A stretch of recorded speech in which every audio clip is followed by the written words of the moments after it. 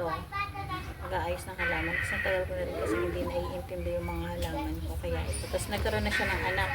Anak niya na lang talaga to. Ganun pala siya. So pag humahaba siya ng mga sandi pa, nagkakaroon na siya ng mga anak-anak. Tapos namamatay na yung halaman. Yung pinakang puno niya.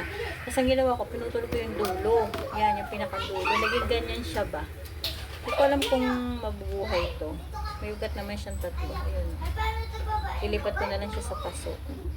Tingnan ko kung mabubuhay siya. Ito guys, oh. Yan, oh. Nagkakaroon siya ng mga anak na ganyan. Tapos ito. Yan. Bali nakakuha na ako ng 2 peraso diyan. Tapos ito, napansin ko kanina, meron siya dyang maliit. Eh, itong isang puno na to, nabili ko ito dati. Mga 2 years ko na siya nabili. Nabili ko siya ng 1,300 yata. Mga ganun. Ang dahon pa lang niya is 2 peraso pa lang. So, yan. Ngayon. Ganyan na siya kahaba. Tapos umabot na siya dun. Ganun.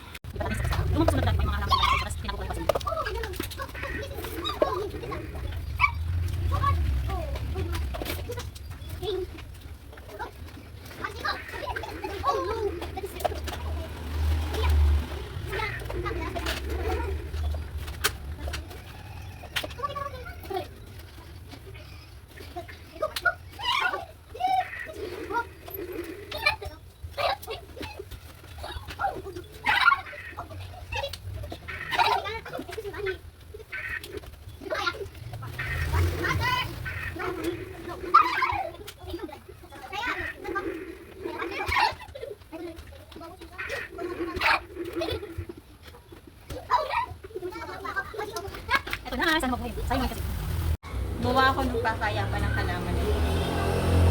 Kasi meron akong halaman sa labas na dati napabayaan na lumago na siya doon. Sobrang lago niya na. Ngayon sayang naman kung masisira na siya kasi hindi siya nakakakayat ng maayos. Tapos sa dingding na lang din siya nakaasa. Masisira yung pintura. Ito siya guys. Tadan! Ang ganda niya, diba? Ang lago-lago niya. Diba? So baka kaya pungkod doon yung ito para naman maganda tingnan. Then papaltan ko rin siya ng paso. Okay?